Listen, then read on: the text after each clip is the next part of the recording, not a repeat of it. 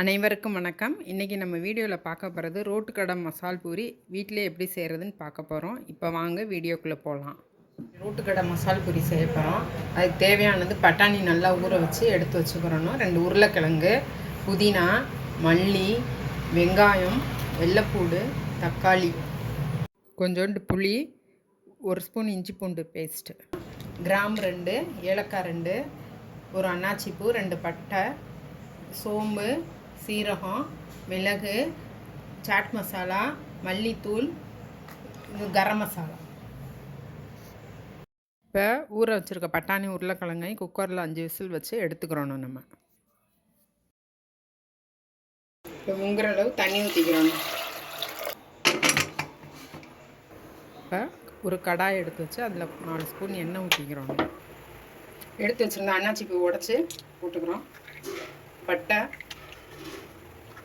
சோம்பு, மிளகு, சீரகம், கிராம்பு, ஏலக்காய் போட்டு நல்லா அதை வதக்கிடும்.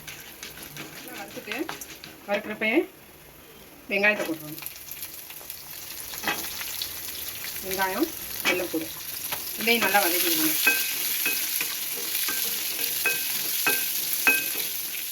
இந்த தக்காளியும் சேர்த்து வதக்கிக்கிறோம். தக்காளி நல்லா வதங்கணும்னா கொஞ்சம் உப்பு போட்டோம்னா வதங்கிடும் நல்லா. உப்பு, பட்டாணியும் உருளைக்கிழங்கும் நல்லா வெந்துருச்சு. இதை நம்ம கொஞ்சம் பட்டாணி எடுத்து தனியாக வச்சுக்கணும். இந்த பட்டாணி எடுத்து தனியாக வச்சுக்கிட்டு இதை நல்லா கரைச்சி விட்டுறணும். வதக்கி வச்சுருக்காங்க, நல்லா ஆறிடுச்சு. இதை எப்படியே ஒரு மிக்சி ஜாரில் மாற்றிக்கிட்டோம். நம்ம எடுத்து வச்சுருந்த பட்டாணியை இதோட சேர்த்துக்கணும். தட்டி வச்சுருக்க இஞ்சியை சேர்த்துக்கணும். எடுத்து வச்சுருக்க புதினா, மல்லி. இப்போ புதினா ஒரு அரை பங்கு, மல்லி 1 பங்கு. இப்போ ஜாரில் நல்லா அரைச்சி எடுத்துக்கிட்டோம். இப்போ வானலியில் எண்ணெய் ஊற்றிக்கிடுவோம். இப்போ எண்ணெய் நல்லா காஞ்சிருச்சு. இப்போ மிளகாத்தூளை இந்த எண்ணெயில் போட்டுட்டு கரம் மசாலாவும் கொஞ்சம் போட்டுக்கிறோம். கொஞ்சம் மஞ்சள் தூள். இப்போ அரைச்சி வச்சுருக்க அந்த விழுதை நம்ம போடுறோம். ஜாரை கழுவி கொஞ்சம் தண்ணி ஊற்றிக்கிறோம். இது நல்லா கலர் சேஞ்ச் ஆகணும். இப்போ இதை ஒரு மூடி போட்டு மூடி வச்சுக்கணும் 5 மினிட்ஸ்.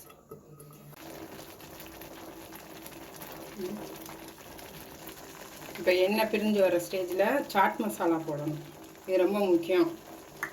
அதுக்கப்புறம் மல்லித்தூள் கொஞ்சம். இதோட நம்ம கரைச்சி வச்சுருக்க புளியாக கொஞ்சம் சேர்த்துக்கணும்.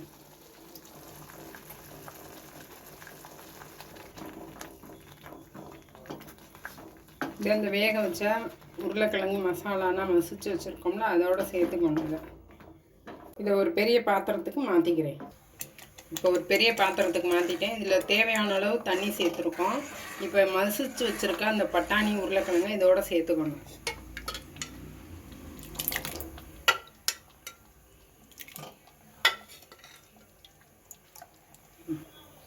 இதில் நம்ம தண்ணி எவ்வளோ நாள் சேர்த்துக்கலாம். ஏன்னா பட்டாணி அரைச்சி ஊற்றிருக்கிறதுனால அது கெட்டியாயிடும். இப்போ நல்லா கொதிச்சிருச்சு. இப்போ நம்ம கொத்தமல்லி தழையை போட்டு அப்படியே அமர்த்தி வச்சுருவோம் ஸ்டவ்வை. இப்போ மசால் பூரி குருமா ரெடி ஆயிடுச்சு. பூரியை பொரிச்சு எடுத்துக்க போகிறோம்.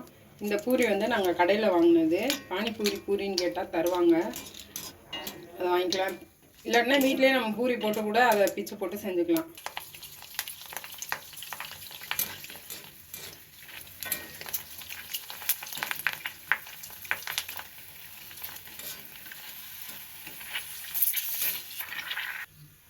பூரி பொரிச்சு எடுத்தாச்சு. இந்த மாதிரி உங்களுக்கு வேணுங்கிற பூரியை எல்லாத்தையும் பொரிச்சு எடுத்துக்கோங்க. மசால் பூரிக்கு தேவையான பூரி ரெடி ஆயிடுச்சு. அதோடு சேர்ந்து குருமாவும் ரெடி ஆயிடுச்சு. அடுத்தது பிளெயின் மிக்சர். இந்த பிளெயின் மிக்சரை வீட்லேயும் செஞ்சுக்கலாம், கடையிலையும் வாங்கிக்கலாம். இதை வீட்டில் நான் எப்படி செஞ்சுருக்கேன்றதை இந்த வீடியோவோட டிஸ்கிரிப்ஷனில் கொடுத்துருக்கேன். வேணுங்கிறவங்க போய் பார்த்துக்கோங்க. அடுத்ததாக கொஞ்சம் வெங்காயம், இப்போ வந்து ஒரு பிளேட்டில் வந்து நம்ம பூரியை உடச்சி போட்டுக்கிற போகிறோம். இதில் கொஞ்சம் வெங்காயம் போட்டுக்கலாம். ஆனியன் நல்லா நிறையா போட்டுக்கலாம், அவங்க டேஸ்ட்டுக்கு தகுந்த மாதிரி. செஞ்சு வச்சுருக்க குருமா எடுத்து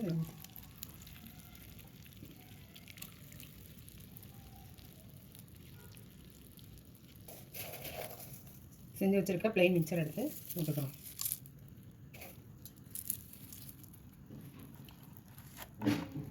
இது மேலே கொஞ்சம் ஆனியன், லெமன் கொஞ்சம் புளிஞ்சு விட்டுலாம் மேலே. இப்போ ரோட்டுக்கடை மசால் பூரி சூப்பராக ரெடி ஆயிடுச்சு. இதை நீங்களும் வீட்டில் செஞ்சு பார்த்துட்டு எப்படி இருந்துச்சுன்னு கமெண்ட்ஸில் போடுங்க. லைக் பண்ணுங்கள், ஷேர் பண்ணுங்கள். இவ்வளோ நேரம் இந்த வீடியோ பார்த்ததுக்கு மிக்க நன்றி.